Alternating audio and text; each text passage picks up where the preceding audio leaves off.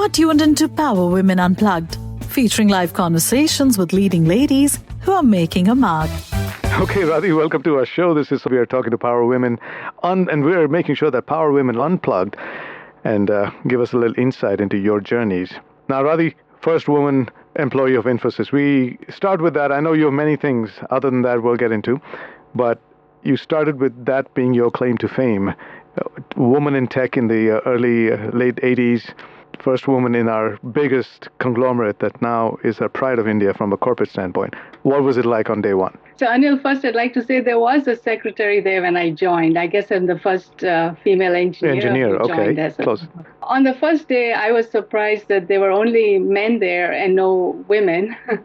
And there was actually construction going on for a ladies' bathroom because they needed to have, one for each gender. But it was a wonderful experience because it was a very small company at the time. They were working out of a house in Jayanagar in Bangalore.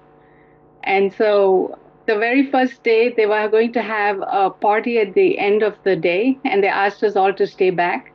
And so I stayed back, and when I saw some women, I went to chat with them, and then I slowly realized every one of them was a spouse of one of the founders of Infosys. Whereas all the other guys were across the room glaring at me like I had easy access to all these people and they were on the other side. And then I kind of went back to be with my coworkers. But yes, I then realized I was the only one there. The salient features of being the first engineer at Infosys. Well, maybe I should start by telling you how I got in first. Well, you should start telling everyone else who's listening. So I graduated from BMS College of Engineering in Bangalore, and Infosys had come to the campus and were holding these entrance exams to select engineers to join their company. If I remember correctly, they were getting a loan from the Karnataka government, and Karnataka government had said you have to employ local engineers, not just people from IIT, and that's why they were at our colleges conducting these exams.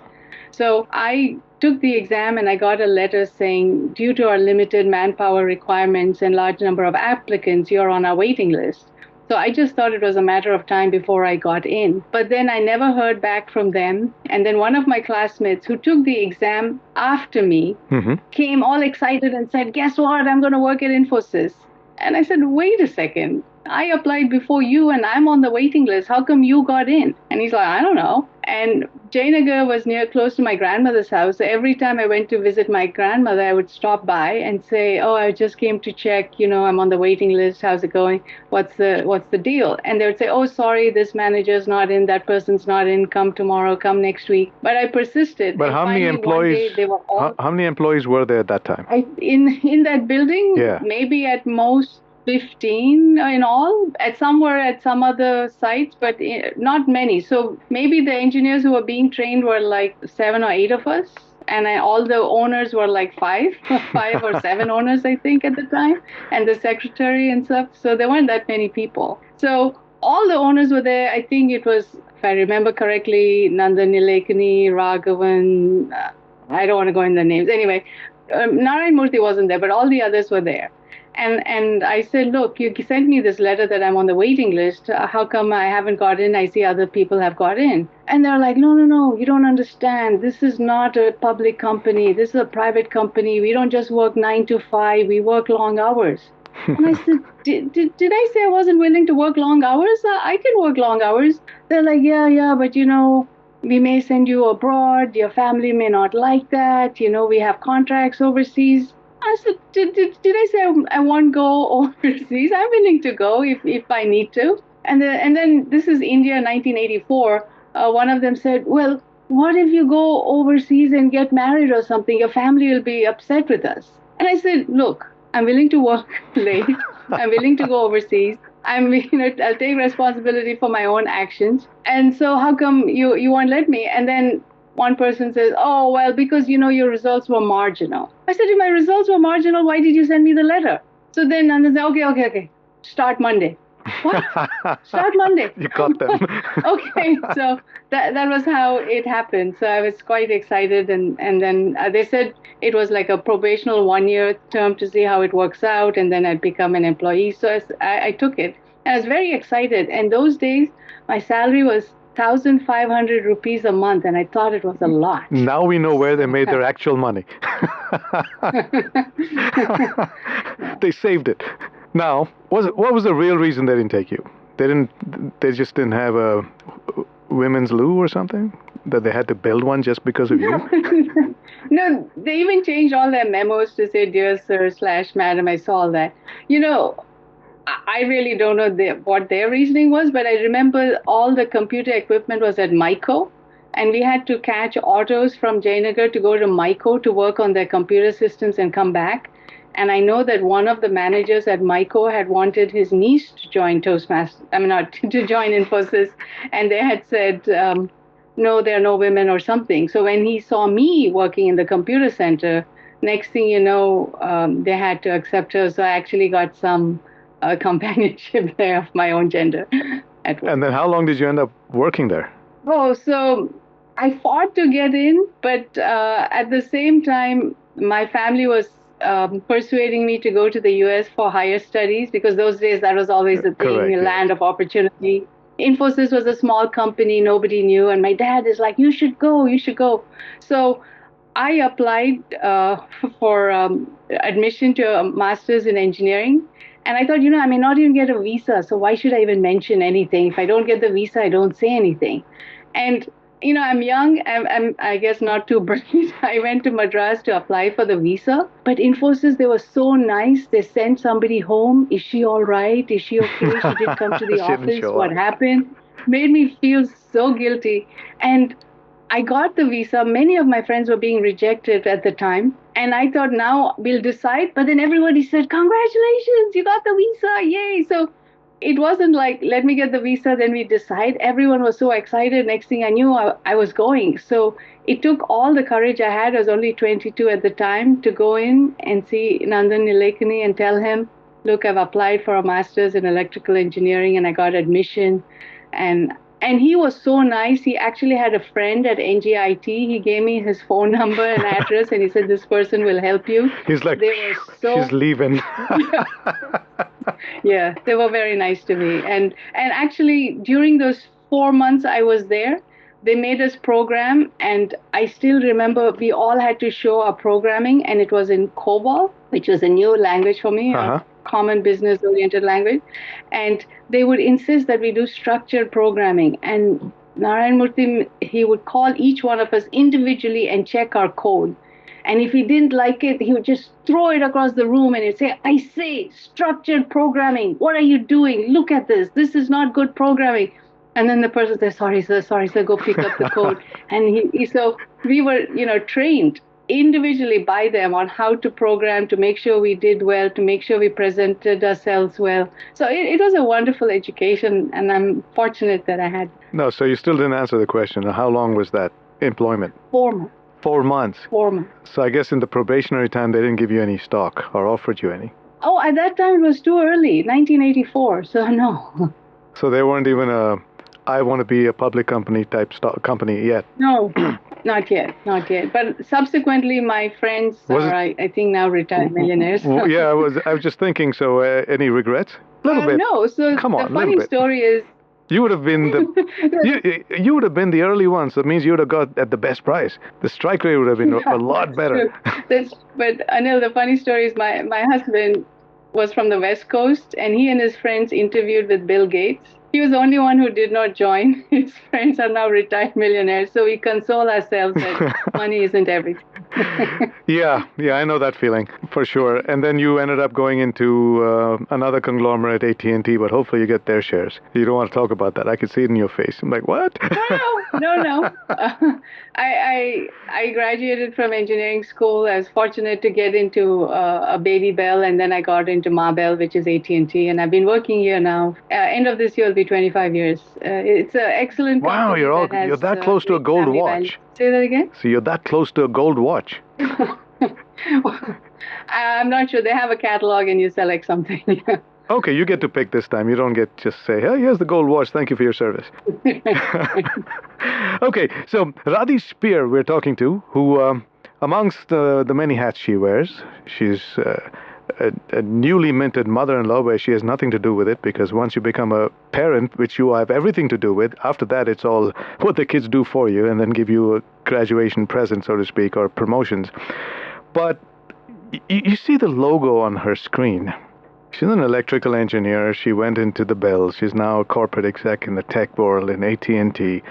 But then something in her wanted to come out, perhaps.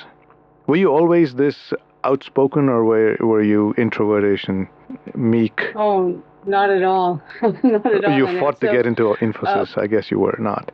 So when I first graduated after my master's in electrical engineering and I got my first job, I would say partly maybe cultural, I don't know. But when I first started working here in the US, I thought everybody in my team knows more than me, clearly, because I'm the new kid on the block. I've just graduated. And I thought I was showing respect by being quiet and listening to everyone. And then my boss calls me outside and he says, "Do you understand what's going on?" Yes. He says, "Why don't you speak? You don't say anything." And I thought I was showing respect. And it was perceived as I don't follow and I can't say anything. So he's like, "Come on, speak up." And, it's one thing to say speak up, but it's another thing to actually speak up. And engineering is a very male-dominated world. And, I work with 17 men now. It's very hard to speak up. And the average American speaks with such confidence. And after a while, you realize, wait a second, they're not exactly right, but they speak with such confidence, one would think they know everything. So fortunately for me, I did join Toastmasters, and that gave me the confidence to speak up. So that really... Well, that's it. Toastmasters Club. We've heard of Toastmasters around the world. And yeah, speaking of Americans, when they speak and they, speak with such confidence that they seem to know everything, I have a similar observation with the Brits. Their accent is such that whatever they're saying sounds important, even if it's just utter nonsense. But their accent makes them sound credible, because I guess in some way we're tuned to accept whatever they say to be the gospel truth. But now, Toastmasters. Tell me about Toastmasters, and how long have you been in it, and what's happened to you because of it? Okay, so after that incident that I mentioned with my boss, I was living here in the US, and my family happened to visit me, and it happened to me, my dad's, it was a milestone birthday. One of my sisters said, "Let's have a party. All the sisters are here." I only have sisters. "And let's invite all our family and friends for this occasion." So I said, "Sure, I can arrange this." So I was busy finding the perfect restaurant and the menu. And in the middle of all that, one of my sisters said, "Oh, and we'll give a toast to Dad after lunch." And I'm like, "Yeah, sure, whatever." I wasn't paying attention. So I fixed the restaurant, fixed the menu, invited the guests. Everything went like clockwork. It was a beautiful sunny day. Everybody came. We first went to the temple in the morning, then we went to this restaurant. The food was excellent, everything went well, and then it was time for the toast. My oldest sister spoke, my next sister, and it went down the line, and finally it was my turn. And I had the glass in my hand was shaking, and I could barely say to the best dad. It was like one sentence. It was horrible. I couldn't believe this. And to just back up the story is that when you're a foreign student in the US, you're willing to do anything to survive. So I had got assistantship and things were going great when my professor of electrical engineering said, "What do you mean you're working in this peer counseling center? You should be doing some, engineering work, like research work, and I'll get you a research assistantship." And I said, "No, Dr. Reisman, they like me where I am. They said I can even do my PhD. I can just stay here. I have this wonderful assistantship. I don't want to give it up." He's like, no, do research for me. So I quit that. I started doing research.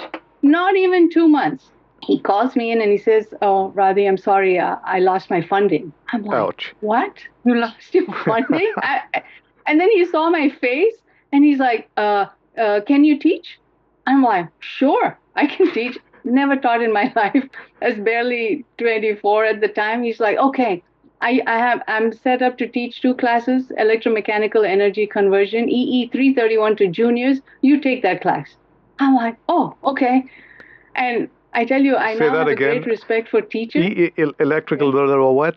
Oh, so, the numbers shows you what level of difficulty the class is. So third year students, it starts with a 3. So it was No, I got the number part. What's that EE? Electrical engineering. So no, it was you said something. Yes. Energy conversion was the class. Yes, electromechanic energy conversion. Say it fast. Yeah, Can you say it fast? Electromechanical energy conversion. Okay. Yeah, so that was the class I had to teach. But see, in India, I studied electronics engineering. And in India, we separate out electrical from electronics. So that really wasn't my strength. But I'm like, hey, I can do anything, right? You want to survive in America. If I get paid for it, I'll learn it quickly. Yeah, it'll pay for my tuition. So I would be studying all the day before, and then I would go teach the class. And when you're teaching a class, if you don't feel like it, it's not like you can sit in the back row and snooze. You have to stand in front of these students and teach. And there's a big difference in America with students who come during the day and who come in the evening. I taught one morning class and an evening class. The morning class are the young students, and they're easygoing. Whatever you teach is fine. The evening students actually have a job, and they're paying for this. They want to learn. So they ask questions. They sit up front. It's a little intimidating. Mm-hmm. So I have great respect for teachers, but I taught class. And the reason I bring this up is that I thought to myself, I have stood in front of students and taught a class. And now fast forward a few years, I couldn't even give a toast to my dad. And I thought, what happened? I could teach, but now I can't even say a few words. And that's when my two sisters who were there said, you need Toastmasters. And they belong to Toastmasters clubs in India. And I hadn't even heard of it. I'm like, oh, okay. And I was fortunate that a Toastmasters club chartered in my company. And that's why I joined. How long has that been now? It's been over 20 years. What? You time to retire from there too? Well, as you mentioned right now, I have been elected to the board of directors, so I am the first vice president of Toastmasters International. I didn't mention it, but you just did. Now, come on, this is a big deal. Organization has helped me. Tell me about Toastmasters. How's it organized? I know we know about Rotary, we know about Lions clubs, we know about these service organizations, but Toastmasters is equally global. So tell me about that. And how many members are there around the world? So we are a non-profit organization. We are in 144 countries. With close to 15,000 clubs and about 250 or 260,000 members. Our membership went down a little bit because of COVID, but we have been in existence close to 100 years. Next year will be 100 years for Toastmasters. And what happens there usually? What does someone get from being in a Toastmasters club? Okay. So our founder, Dr. Smedley, was brilliant when he came up with the concept of Toastmasters. Every member has a home. Their home is their club. If their club provides a supportive and nurturing environment, that member does well. So what we teach our members is to improve their communication and leadership skills. And we see that results in greater self-confidence. Like the self-confidence is a side effect of Toastmasters. And our founding member wanted to make sure it was as inexpensive as possible because he wanted more members to benefit from it. So we are nonprofit. We are not here to make money. We don't care about the stock price, the stock market. We are here solely to help the individual do well. And that's what I love about this organization. And once we get these skills, we help others gain these skills as well. Now you have a milestone, landmark thing happening in your rise inside of that organization. Now today we know we have the first woman International Rotary president after 118 years of being in service. Now, does Toastmaster had a woman international president yet? Yes, we've had. So next year, I would be the 9th woman to make it, but I would say the first person of Indian origin. Of Indian origin, yeah. Well, good, that's the first Desi girl to be the president of Toastmaster International. Okay, yes. The title sounds fancy. What's your job? As president, what do you do? What are you supposed to do? What's expected? So when you're on the board of directors, you're essentially running the organization. Mm-hmm. And so we want to make sure that our organization will last, that we can help even more people, and what can we do to make sure that we're dealing with the current situation. For example, 3 years ago when COVID hit, we used to meet in person. And suddenly we had to go online overnight. But the silver lining of that is that we expanded our skill set. So now we can meet in person, we can meet online, or hybrid. Yeah. Well, good. And do you get to visit all these 15,000 clubs? Are you supposed to go there like the Rotary president does to energize the team or fundraise or what? I don't know. What do you do? Yes.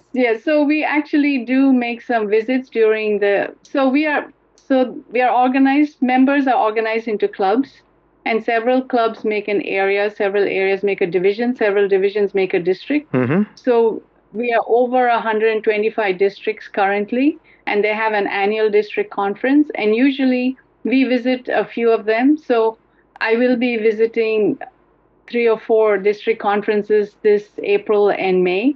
And so we make these visits, and we also have everything in Toastmasters, they teach you. So it's not that you have to reinvent the wheel. Mm-hmm. We've been in existence close to 100 years. So all these members are taught. It's not instructor-led, so we have guidelines on how to become a better speaker. And then we have volunteers who look after these clubs, so we call them area directors, division directors, district directors, and we offer them training. So recently, for example, in January, for the districts in India and China and Australia, we had training in Kuala Lumpur, and I attended that. Other parts of the world have it in Dubai, some in Las Vegas. So we hold these trainings. So not only do we teach you these skills, but then we give you the opportunity to try out these skills so that you take care of these clubs. So it's all about experiential learning. We learn by doing. It's a very safe place, and everyone's there to help each other. And it's a great place to network and meet like-minded people and then lasting friendships, right? Absolutely. And you have hit upon it, Anil, because that feeling of camaraderie, we all think of Toastmasters as an extended family, and everywhere you go, you have family. So it's wonderful. Well, we are listening to the stories of Radhi Spear, who is the future, in a very, very not so distant future, the Toastmaster International President. Yes, it's always on my mind. And currently talking to us about her next move up that ladder, up that food chain in the Toastmasters. Now, what would you tell our young women of Indian origin from around the world? Why should Toastmasters be one of their stops in life? Okay, thank you. That's a great question. Toastmasters would be an investment in yourself. Communication skills are not optional. You have to speak to your spouse. You have to speak to your children. You speak to your family, your neighbors, your employer, your employees. So speaking skills are essential to get through life. Now think about it. If there are 2 people with similar experience, similar education, similar resumes applying for a job, right, don't you think the person who can speak better, get their point across better, articulate their thoughts, will be the one who gets the job? So it's Absolutely. In your best interest to improve your communication skills. And this is a skill you take with you. So we've been in existence close to 100 years. We've already figured out how you can improve your skills. You don't need to reinvent the wheel. You follow the guidelines, you will improve. I have seen it happen within 6 months. It's tangible. You see the change in the person, and not only do they speak better, you see the self-confidence. And that's why I would urge all women, all people to join Toastmasters, because this is an investment in yourself. It is an investment in themselves. And even if they change jobs, even if they decide to start a venture, anything, you take that skill with you. As you mentioned, I work at AT&T, a telecommunications company. When I go for training, it's very niche. It's voice over IP. It's just specific to my job. So I can only use that maybe at another telecommunications company.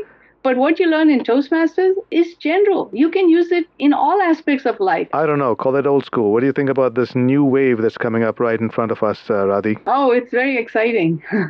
So many opportunities. And like I said, this is the silver lining to COVID. Now we can do all these things online, which we hadn't tried before. So it's wonderful. I think it's a lot of good opportunities for people. Well, the radio world has always been like this.